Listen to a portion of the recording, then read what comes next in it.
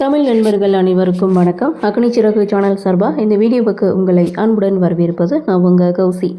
கார்த்திக் ரேவதி சீரியலுடைய இன்றைக்கி எபிசோடுக்கான ரிவ்யூ என்ன அப்படின்றத ஷார்ட்டாகவே பார்க்கலாம். எபிசோடை பொறுத்த வரைக்கும் சாமுண்டீஸ்வரிக்கு எல்லா உண்மையும் தெரியும் அப்படின்றத மாயா தெரிஞ்சுக்கிறாங்க. உடனே இந்த விஷயத்த மகேஷ் கிட்ட போய் சொல்ல, அந்த லேடி இப்படி சைலண்ட்டாக இருக்காங்கன்னா ஏதோ பெரிய திட்டத்தோடு தான் இருக்காங்க, அதனால நம்ம இந்த மண்டபத்தை விட்டு போயிடலாம் அப்படின்னு சொல்லி மாயா மகேஷ் ரெண்டு பேரும் ரெடி ஆகிட்டு இருக்காங்க. அங்கே வந்து சந்திரா எங்கே கிளம்புறீங்கன்னு சொல்லி கேட்கும்போது சாமுண்டீஸ்வரிக்கு எல்லா உண்மையும் தெரியும் அப்படின்றத மாயா சந்திரா கிட்டே சொல்ல, எல்லா விஷயத்தையும் தாங்கிட்டு சொல்கிற அக்கா இந்த விஷயத்த மட்டும் ஏன் சொல்லாமல் இருந்தாங்க, எனக்கு ஒன்றுமே புரியலைன்னு சந்திரா ஒரு பக்கம் சொல்ல, அந்த இடத்துல உடனே சந்திரா தன்னுடைய கணவர் சிவனாண்டிக்கு கால் பண்ணுறாங்க. அவரும் விஷயம் தெரிஞ்சும் தெரியாத மாதிரி தான் இங்கே மாயா மகேஷ் ரெண்டு பேர்கிட்டையும் பேசிகிட்டு இருக்காங்க. ஸோ அந்த இடத்துல மாயா மகேஷ் இவங்க ரெண்டு பேருக்கும் தான் கல்யாணம் நடக்கும் அப்படின்ட்டும், ஒன்று சாமுண்டீஸ்வரி இல்லைனா அந்த டிரைவர் ரெண்டு பேரில் யாராவது ஒரு ஆளை கடத்திடலாம் அப்படின்ற மாதிரியும் சிவனாண்டி ஒரு பக்கம் பிளான் போடுற பிளான்லாம் நல்லா தான் இருக்குது, ஆனால் இதெல்லாம் சரியாக செய்யணுமே அப்படின்னு சந்திரா ஒரு பக்கம் சொல்ல, அம்மா இல்லைனா தாலி கட்ட மாட்டேன்னு ரேவதி சொன்னால் என்ன பண்ணுறதுன்னு சந்திரா ஒரு பக்கம் கேட்கும்போது, அதை நீ தான் சமாளிக்கணும் அப்படின்னு சொல்லி இவங்க ரெண்டு பேரில் யாராவது ஒரு ஆளை கடத்தணும் அப்படின்ற திட்டத்தை இவங்க 4 பேரும் சேர்ந்து போடுறாங்க. ஸோ இதுக்கப்புறம் தான் மாயாவும் ஒரு முடிவுக்கு வராங்க. அந்த டிரைவர்கிட்ட தோற்று நம்ம இங்கேருந்து போகக்கூடாது, எவ்வளோ பிரச்சனையை தாண்டி வந்துட்டோம், இதையும் சமாளிக்கலாம் அப்படின்னு சொல்லி இவங்களுடைய கன்வர்சேஷனை முடிக்கிறாங்க.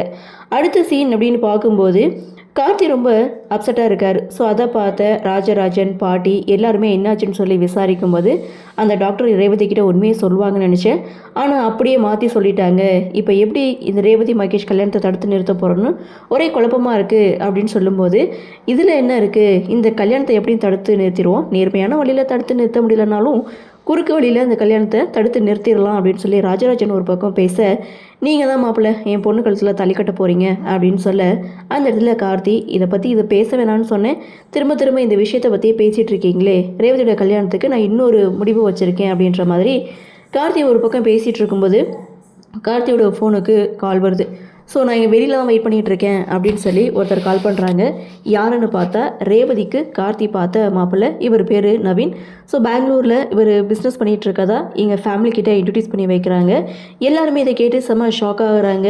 ஏன்னா நாம் ஒன்று நினச்சா இவர் ஒன்று நினைக்கிறாரு அப்படின்னு சொல்லி மயில்வானம் ஒரு பக்கம் மைண்ட் வைஸ் கொடுக்க, ஸோ அந்த இடத்துல நவீன் பார்த்திங்கன்னா கார்த்தியனுடைய ஃப்ரெண்டு, அவர் சொன்னால் நான் என்ன வேணாலும் செய்வேன் அப்படின்னு சொல்லிட்டு அவரும் ஒரு பக்கம் ஃபோன் பேசிட்டு நின்றுட்டுருக்காங்க. ஸோ அந்த இடத்துல கார்த்தியும் பார்த்திங்கன்னா அந்த நர்ஸை தேடி போகணும் அப்படின்னு சொல்லிட்டு எல்லார்ட்டையும் பேசிகிட்டு இருக்கும்போது ஸோ அவரும் அங்கேருந்து கிளம்புறாங்க. அதே சமயம் நவீன் ஃபோன் பேசி முடிச்சதுக்கப்புறம் மயில் வாகனத்துக்கிட்ட வந்து ரேவதி எப்படி இருப்பாங்க, அவங்கள நான் பார்த்ததே இல்லை, ஸோ அவங்களுடைய கேரக்டர் எப்படி அப்படின்னு சொல்லி விசாரிக்கிறாங்க. அப்போது மயில் வாகனம் ரேவதியை நீங்கள் பார்த்ததே இல்லையா அப்படின்னு சொல்ல, நான் பார்த்ததே இல்லை அப்படின்னுட்டும் இங்கே மயில் வாகனம் அடுத்த ஒரு பிளானை வந்து போடுறாங்க. இதற்கிடையில் கார்த்தி பார்த்திங்கன்னா அந்த ஹாஸ்பிட்டலில் ஒர்க் பண்ணக்கூடிய அந்த நர்ஸை தேடி ஊருக்கு போகிறாங்க. ஸோ இதை பார்த்து சந்திரா இந்த நேரத்தில் இவன் எங்கே தனியாக போகிறான், இதை உடனே அவருக்கு கால் பண்ணி சொல்லணும்னு சொல்லி எபிசோடை முடிச்சிருக்காங்க. அடுத்து என்ன நடக்கும் அப்படின்ற ஒரு எதிர்பார்ப்போட எபிசோடை முடிச்சிருக்காங்க. சரி பார்க்கலாம் என்ன மாதிரியான சுவாரஸ்யத்தோடு கதைக்குள்ள நகர்வை கொண்டு வராங்க அப்படின்றத நம்மளும் பொறுத்திருந்து பார்க்கலாம்.